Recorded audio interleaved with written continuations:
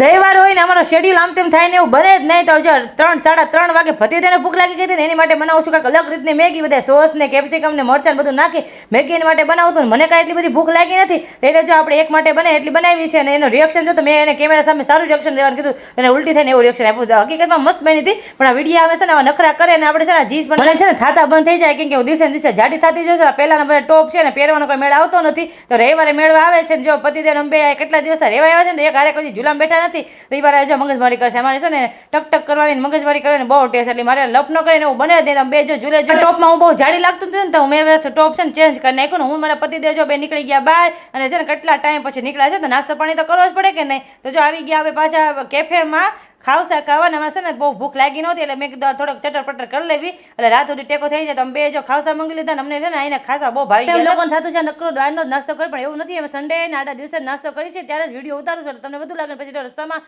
ખોડિયારનું મંદિર આવતું હતું, ત્યાં પગે લાગવા જવું હતું, પણ બહુ ટ્રાફિક હતી ને એટલે બહારથી જ પગે લાગી દીધું. અને આ છે ને શેરવાની વાળાએ ઓપનિંગ છે પણ ઉપાડો લીધો, આખી રોડ ચક્કા જામ કરી દીધું છે. ને આ છે ને મોટા સેલિબ્રિટી આવે ને એવું ફીલ કરે છે, પણ ગુજરાતી સેલિબ્રિટી આવશે ને જો રોડની કેવી ટ્રાફિક જામ કરી દીધી છે ને. આપણે રવિવારે બહાર જવાનું એક બહાનું જ હોય છે કે આપણે શાકભાજી ને બધું આવી જાય ને એટલે જ બહાર. અને જો શાકભાજી લઈને આવી ગયા આપણે ઘરે, અને તમારા વિડીયો જોવો તો છો પણ સબસ્ક્રાઇબ નથી કરતા, તો મારી ચેનલ પ્લીઝ સબસ્ક્રાઇબ કરજો, એટલે હું ન્યૂ વિડીયો મૂકું એટલે તમે ડાયરેક્ટ જોઈ શકો. મળીએ કાલે નેક્સ્ટ વિડીયો. ત્યાં સુધી મારો વિડીયો ગમતો તો લાઈક શેર સબસ્ક્રાઇબ ને હર હર મહાદેવ.